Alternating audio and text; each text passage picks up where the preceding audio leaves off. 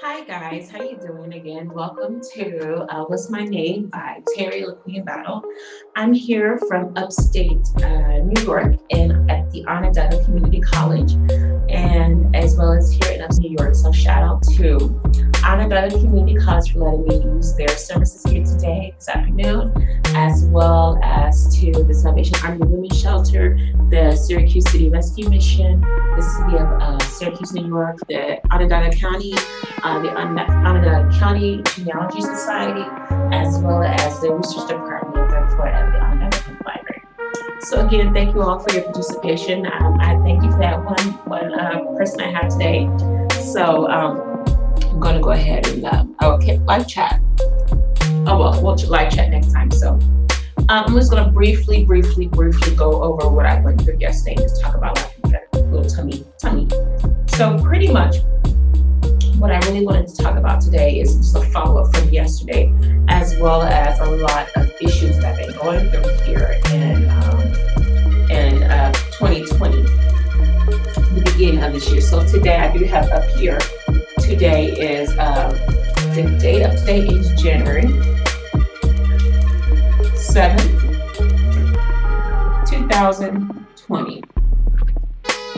So this is today's date. It's the 7th day of January in a new decade of a new millennium.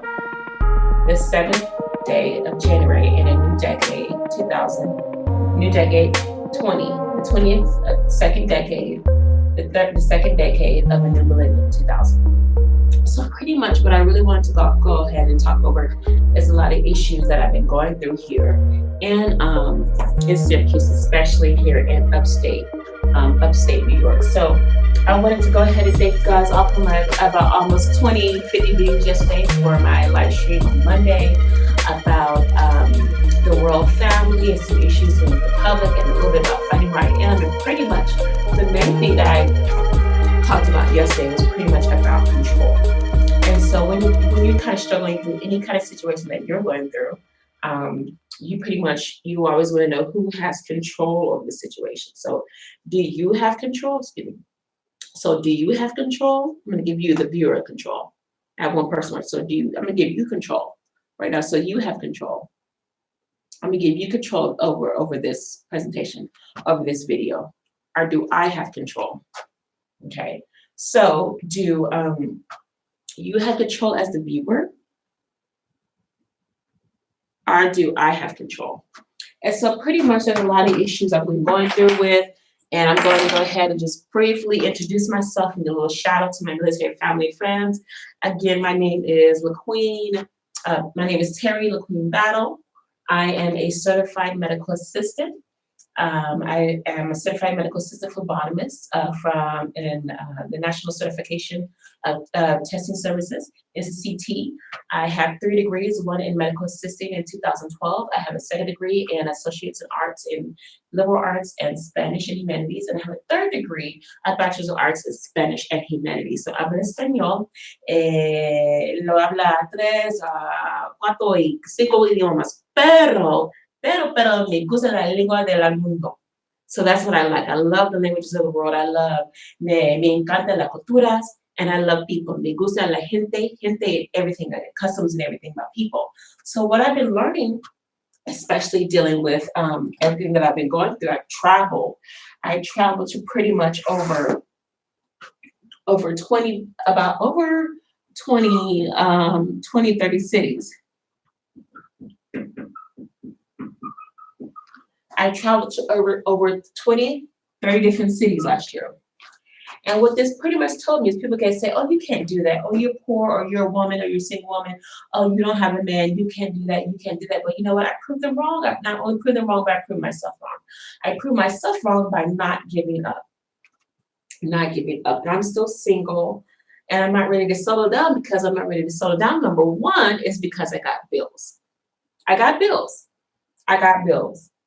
3 degrees. Medical assisting, and I've been in the medical field for over 18 years. I'm associate's arts and in humanities and liberal arts. I've become a Spanish teacher or a substitute teacher. And then on top of that, I have a bachelor's degree in Spanish also as well, a bachelor's and associate's too as well.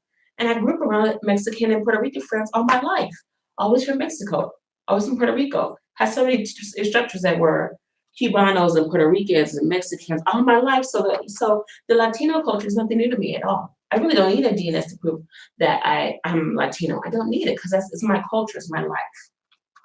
And that's what we're going to talk about today. We're going to talk about culture a little bit more. And before I go ahead and get started, I want to go ahead and give a shout out to my military friends and family. My brother's going to kill me if I keep saying his name over and over and over again. But shout out to one of my little brothers. I have 4 little brothers. I have my second youngest brother, Jemiah Harris, in the United States Marine Corps. Hoorah! So shout out to my little brother. He's gonna kill me if I keep saying his name over and over and over and over and over again. But shout out to my little bro, Jemiah Harris, serving in the United States Marine Corps and outside of Los Angeles, California.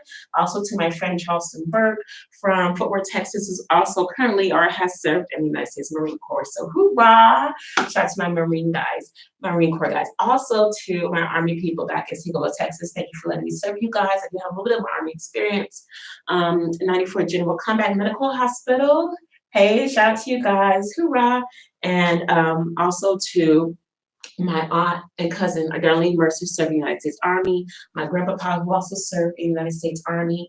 And to my uncle, my mother's brother, half-brother, Manuel Clay, who also served in the United States Navy and the United States National Guard, and to his sons as well, Manzi Clay's sons, who are currently serving in the United States Navy outside of San Diego, California now. So hoorah, shout out to my Navy, Army, Marine Corps, and Air Force family too, as well as my high school sweetheart, Craig Eddie White, who served and retired from the United States Air Force. So shout out to my military family who have served or who have previously served in the United States, currently domestically and abroad all over the world. So shout out to my Army and military, Marine, Navy, and Air Force family and National Guard family. I love you guys. All right, so I'm going to go ahead and talk about a little bit more about my expectations, about everything that I'm pretty much trying to process through right now. So I don't have a live chat, but I'm just briefly going to talk about it. And I did make this live stream for kids.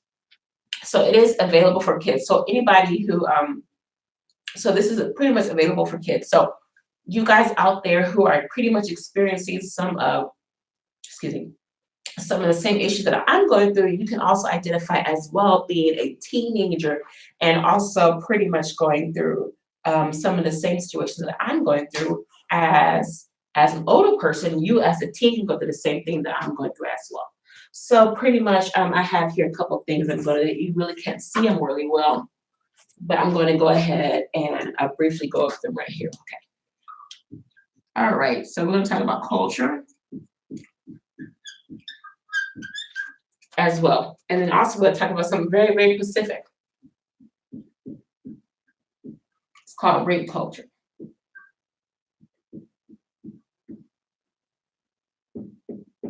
Now, yesterday I was talking, I don't know if you guys can see this from my point of view. Okay, so here's some topics I'm going to be talking about it, as well as following up on my conversation yesterday about control. Who has control over you and your life, and who has the remote? Who has control over you in life? Do you want to give control over your life to somebody else, or do you want to have control for yourself? So control could be either something physical, like remote control, physical, or it can be emotional, like a keys. Keys is something, keys to a house, key to a car, key to a luggage set, key to a mailbox, key to a safe deposit box, some kind of key, a physical key, an emotional key. So this can be a physical, this could be emotional. And then the last thing, somebody can have control over you that we talked about yesterday. Let me see if I can find it. Okay. So this could be a physical control right here. Something physical, somebody can have control of you physically, as well as emotionally, somebody can have emotional control over you because they control your access, so kind of your access. And then the last thing somebody can have control over you is through your communication. There's some kind of communication, whether it's a pen, a marker, something that you have access to, some kind of form of communication, whether it's writing, spoken word, the written word, your hearing, your sight, your senses, any kind of communication. Somebody can have control over you through any kind of method of communication. And so I'm going to go ahead and follow up a little bit right there. I'm going to get into it a little bit later. But I'm just talking about, methods that you try to, especially going through a domestic violence situation, and you try to figure out like, how do I recover from my life? What do I do about my life? How do I get my life back in order? Because I'm going through all these circumstances. I'm still going through from relationship to relationship, male to woman, friend to friend, and I don't know how to get out of this situation I'm going through. Like, what do I do? I'm going from friend to friend. I'm going from school to school. I'm going from boyfriend to boyfriend. I'm going from job to job. I'm going from, jail to jail. I'm just keep going in and out of these hoops, in and out of these hoops, and I really don't know what to do. I talk to my friends. I talk to my parents. I talk to my teachers. I talk to my cousins. I talk to the people I work with. I talk to my family, and they can't help me. They can't help me unless I help myself. And this is especially important for young people today because a lot of young people, especially important for young people, a lot of young people are committing suicide. A lot of young teenagers 10 years old, 11 years old, 12 years old, and even as young as 5-year-old kids are committing suicide because they can't deal with that pressure inside them, that social expectations. It's called those social expectations that you can't deal with. Even as a teenager, as a young kid, they can't deal with it because society right now has put such a a high expectations on young kids. You'd be surprised, like, okay, kids, I'm gonna drop you off to school today. Oh, it's 8:30, it's 9 o'clock. Let's drop you off to school today. Have a great day. Here's your lunch, here's your backpack. Go and have a good day at school. That's how it used to work in the 70s and 80s and the 60s and the 50s. Even before prejudice, even before, Ruby Bridges and all the desegregation, even before segregation, desegregation, all of that, kids, elementary school, middle school, and high school, and even college still had a lot of societal expectations on them. Even the Queen, even Prince Charles, even Prince Harry and Prince William and their wives and their families, even Prince Andrew of Monaco and Grace Kelly, rest in peace, even Princess Diana, rest in peace. They still had a lot of expectations on them from society. And it really it does have to do a lot with peer pressure, but it also has to deal with just expectations from society. And that's not necessarily on TV. That's not necessarily in the magazines, reading a book or, reading a newspaper or something like that. That's not necessarily how it works today. You don't have to read a paper. You don't have to read a newspaper. You don't have to look at a magazine or on the internet or on TV to know what kind of expectations society has of you, because that's not how it works nowadays. All you have to do is just talk with your family or in another room or across the couch or sit down with your family, or go to church or go to a synagogue or go to a mosque or wherever you go on during the weekend to worship your God or whoever you have hold in esteem, and you'll know what kind of expectations your family and your community have upon you. You'll know what kind of expectations your community and society is more than just TV. It's more than just culture. It's more than just technology. It's more than just friends and being popular and makeup and clothes and all this monetary things. Society is also about your culture, about who you are, about what you do, about your friends, about your associates, about your boyfriends, your girlfriends, who you love, who you admire, and who you eventually going to marry, and continue your family on and on and on. And it's important for kids to understand this, that even though your community and even though society may have expectations upon you, that still doesn't change you as a person. Even though society may have expectations upon Meghan Markle marrying a Prince of England, the future King of England. Yes, Prince Harry is a future King of England, even though he's still in succession to the throne. Yes, I did say that. Even though Meghan Markle herself, her Royal Highness, society still has expectations on her, not as a Black woman, not as a biracial woman, not even as a woman of different races. It's not the expectation that a society has upon her. It's not that. It's not that society has expectations on her because she's a Black woman. It has nothing to do with that. Society has expectations on her just as her role in being his wife, and being the wife to a future King of England. And even Trump's wife, the First Lady, Melania Trump. Society has expectations upon Melania Trump just for being wife to the President of the United States. Melania Trump, an immigrant, a very powerful and successful woman. She may be quiet and demure at times, but still, society has expectations on her. Expectations.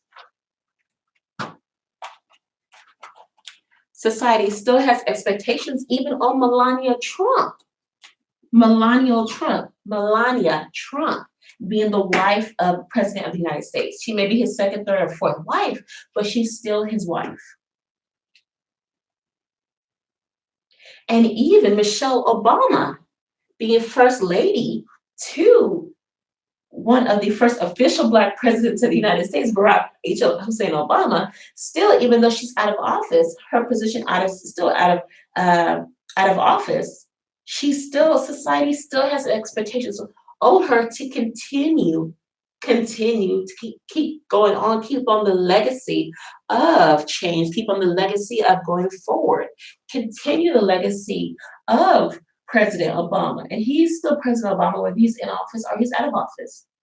President Bush is still President of the United States even if he's in office or out of office. President Carter is still President of the United States even if he's in office or out of office. And President Clinton is still President of the United States even if he's in office or he's out of office. Because that's the title they were given, they were elected for, and that's the title they will have for the rest of their life. Whether the public likes it or not, that is their title and that's their name. And that's what I was trying to get to yesterday. Your name is who you are, and your name will carry you for the rest of your life. So you have to think of what kind of expectations do society and does my community have upon me? And my community may not be my family. My community may be the people I work with. My community may be people I continually see day after day, my friends on the street. My community may be friends I meet at the mall, I continue to hang out with, our friends I could hang out with in the library, our friends that I meet along the way. My community may be, oh, I see this friend every 5 years or every 2 weeks, or every 3 days, or I email this friend, I text this friend. And that may be my community. I may not have face-to-face contact with that person, but that is still my community and that is still my culture.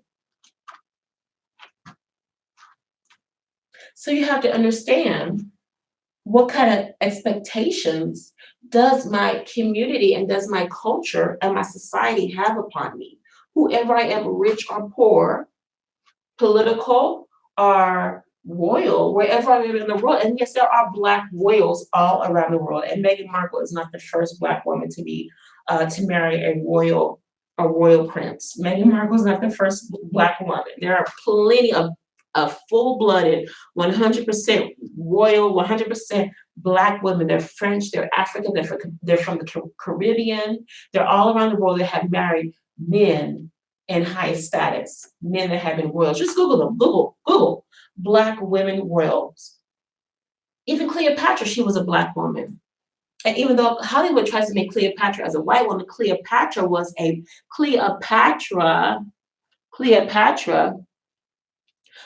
Black woman. And Cleopatra herself still had expectations that her community and her society wanted for her. So I'm still going through every single day, even here in upstate New York and in Texas and in Chicago and in DC and in LA. Everywhere I go, I still have expectations from my family, from my friends, from my roommates, from my community, from the people I live with, from the people I work with, from the people I associate with. Everywhere I go, all around the world, I still have expectations from me, from my society, from my community, and from my culture of who am I and what am I doing? Where am I going? Where am I going? What am I doing? And who am I doing it with? And that's not necessarily sexual, that's just monetary means. It's just like, well, I need to be about something, I need to be doing something, I need to be doing something progressive, I need to be about my business, I need to do something. I need to keep doing it, I need to keep working, I need to keep doing something, I need to keep doing something, I need to keep doing something. And as a young kid, as a teenager, as a 10-year-old or an 8-year-old, you still have to be about your business. You still have to keep going on and telling my parents, okay, you know what, I'm gonna start a business. Oh, I'm gonna start an online website. Oh, I wanna sell something. Oh, I wanna ask the neighbors if I can help them out with their home business. Oh, I wanna be involved with my community. Oh, I want to know what's going on in the mayor. Oh, I want to attend council meetings, city council meetings. Oh, I want to be a part of my church leadership. Oh, I want to be a part of my synagogue leadership. As a young kid at 10, 12 years old, you can still be part of leadership. And you don't have to let age be a factor in figuring out who you are and what you're going to do with the rest of your life. You don't have to let age be a factor. Of course, get your parents' permission first. So I got about 10 minutes left. There's a lot going on here in 2020 that I have to deal with as a Black woman of many cultures and cultural descent. I'm still trying to figure out what am I? What is my name? What races am I? What is my race? Who am I? And what is my identity? And I still know it. I still don't know it. I don't know if I'm Cherokee Indian. I don't know if I'm Mexican. I don't know if I'm Cuban. I don't know if I'm Puerto Rican. I don't know if I'm Irish. I don't know if I'm Royal. I don't know if I'm English. I don't know who I am. But what I get from expectations from society on the street here in New York and Chicago and Texas and LA, I'm a Black girl. I'm a poor Black girl. I need a man. I need a boyfriend. I need to settle down. That's the expectations that society has upon me. I need to settle down. I don't need a job. I don't need a job. I just need to get a man. Every single day of my life, I don't need a job. I just need to get a man. I need to find out who my baby daddy is. I need to talk to my baby daddy. If a man calls me, I need to answer the phone for him. That's just how it is. No, it's not how it is. That's not how it works. That's not how it works. And so we're going to continue. We're about 20 minutes into this presentation here. So bear with me. I got about 5-10 minutes left. Okay. I got about 5-10 minutes left. Okay, so pretty much you have to deal with the expectations that society has upon you. That's what I'm kind of learning with right now. What I'm learning is who is my identity, what is my name. I'm learning my identity.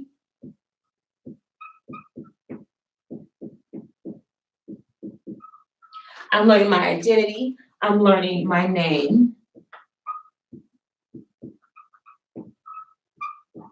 And I'm also learning as a young kid, as a young person, whether you're 10 years old, 12 years old, 13, 14, 16 years old, even 17 years old, even 18 years old, even if you're an 85-year-old kid, I'm also learning what I take and what I cannot take. I'm also learning pressure.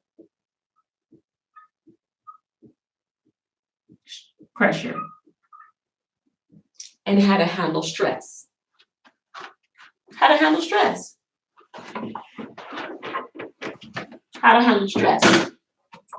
And life pretty much teaches you every single day, wherever you go in the world, that you have to deal with stress. You have to deal with stress going to school. You have to deal with stress with people on the streets. You have to deal with stress with being your friends, your parents, along with parents, your chores, getting money for clothes, getting money for your hair, getting money for food to eat, getting money just to survive day by day. Yes, kids still need money.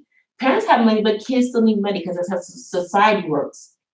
You'd be surprised how much money teenage kids have than their parents have. You'd be surprised. You really be surprised if you see a 13, 6-year-old kid pull out $500 out of their wallet. It's nothing new. You'd be surprised how they get it. And there's nothing illegal about it. It's just normal to see a young teenage kid with like $200 in their pocket. It's nothing new. And their parents would be surprised, how did you get that money? Where did you get that money from? Mom, I worked for it. How did you work? I just did. I just saved the money, Mom. And you'd be surprised what you find in your kid's wallet. Teenagers' kids, 10-year-old kids, preteens. A 12-year kid with $200 in their wallet. How did you get this money? Mom, I saved it from what you gave me. I worked for it. I mowed some yards. I did some laundry. I got tips. I know, Mom. It is nothing new. That's society, how it works.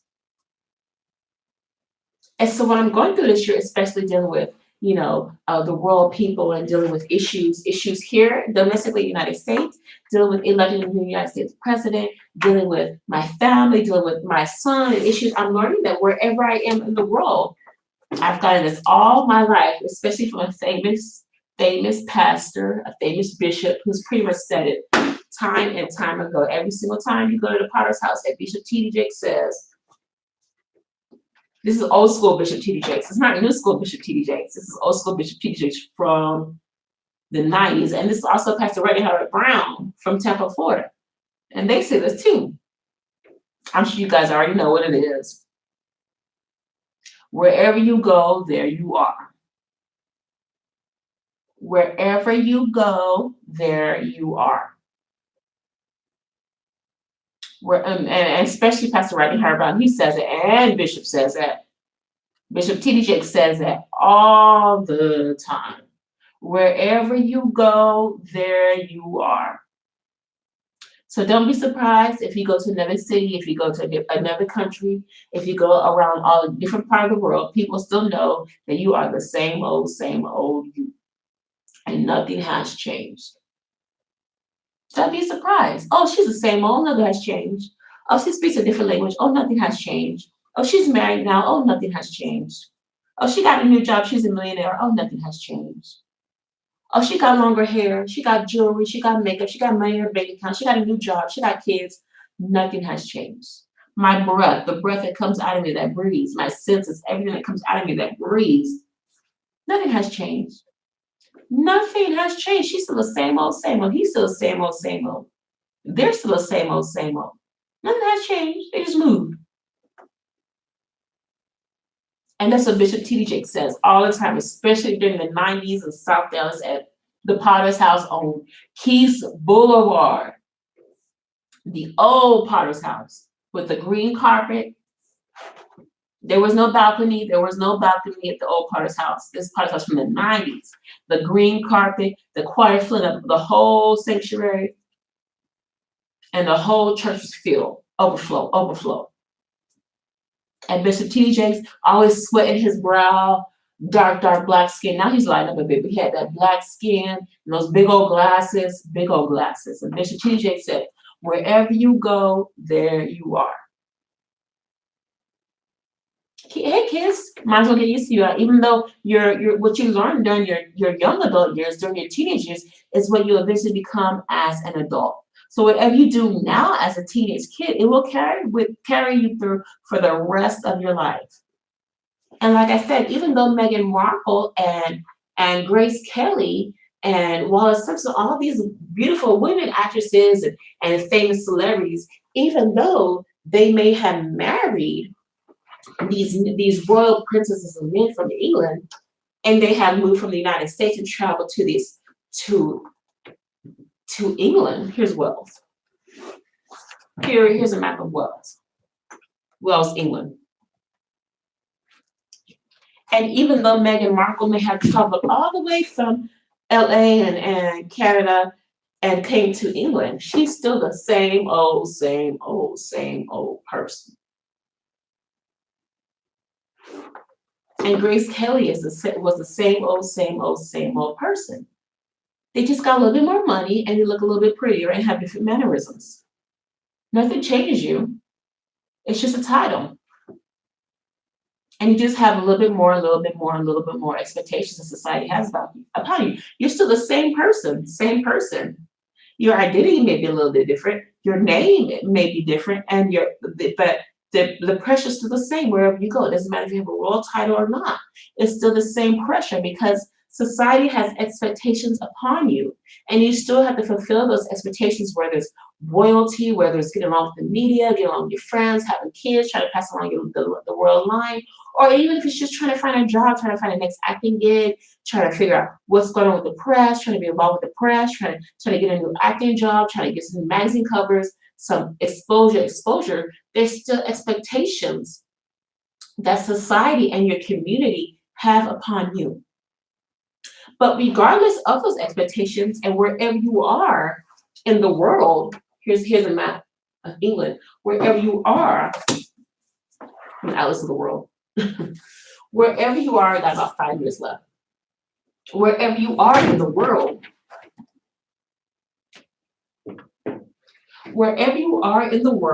and wherever you're doing, you still have to fulfill those expectations that society has upon you. And it's also talking about rape culture as well. And it's also talking about racism as well. There's still expectations. They're not necessarily the KKK or the Crips or the Bloods or whatever, but racism is pretty much about expectations. What? What did I say? What did I say? Oh, oh my God. Oh my God. I can't believe I said that. I can't believe I said that. I can't believe I said that. What did I say? What did I say? Oh my God. I can't believe that. What did I say? I said racism has also a lot to do with expectations from society. I said that racism, undercover racism or racism that has been exposed, the KKK or the Crips or the Bloods or the Lion Kings or the Warriors or whatever, racism itself, political or not political, rich or poor, has also a lot to do. That's probably what it is. It's just expectations.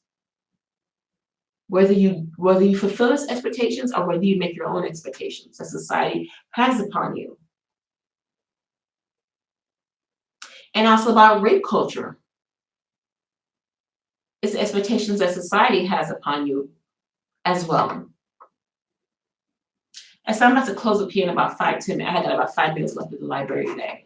Came a little late. So what I'm going through this year in 2020 and looking for a job and looking for a place and being in a completely different state in New York City, what I'm pretty much learning as myself as a young Black, Latina, Cuban, a Native American, Cherokee, Dakota, Indian, whatever I am, English, I don't know, Royal, whatever I am, whatever this person inside and outside on this skin, this black, brown, yellow, taupe, white, whatever skin I have, my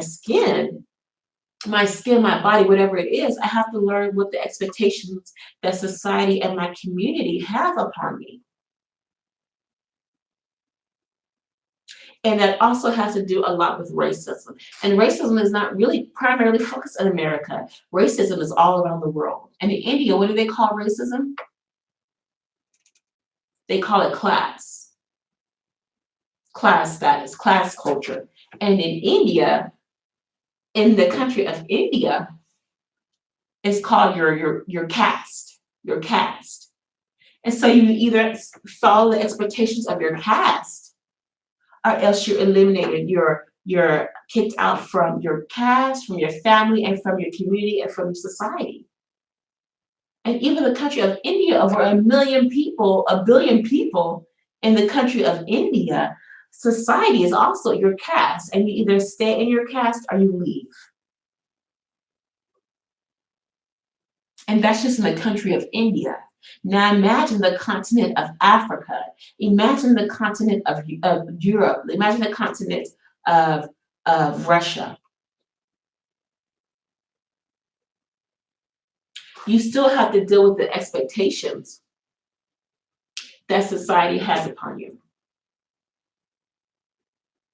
So this is LaQueen Terry Battle. I'm about to close up. The library is closing up today. I'm going ahead and just briefly talk about, racism has a lot, expectations society has a lot to do with racism. Again, I'm learning to find my identity, my name, and how to have peer pressure. And guys, I'm continue to follow me. I'm on LinkedIn. I have a podcast on SoundCloud called What's My Name by Terry B. And I also have my YouTube channel here on YouTube called What's My Name by LaQueen Arlene Battle, NCMA, Associates of Arts, and certified in CPR and first aid. So guys, continue to follow me. And again, I'm trying to figure out what my expectations are in society and my community. All right, this is LaQueen Terry Battle, Terry LaQueen Battle. I'm here from upstate New York in Syracuse, New York. I love you guys. Please continue to follow me on Facebook, LinkedIn, Instagram, SoundCloud, and here on YouTube. Thank you, YouTube, for having me today.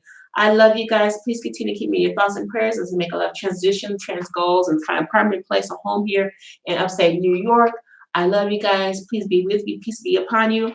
And thank you again for Her Royal Highness Meghan Markle for marrying Prince Harry, and the legacy of Princess Diana of Wales, the People's Princess of Wales as well, and the legacy of Grace Kelly, and the legacy of the plenty of beautiful Black women and Black men around the world who have been heard of or not been heard of, and their legacies that have contributed to the world.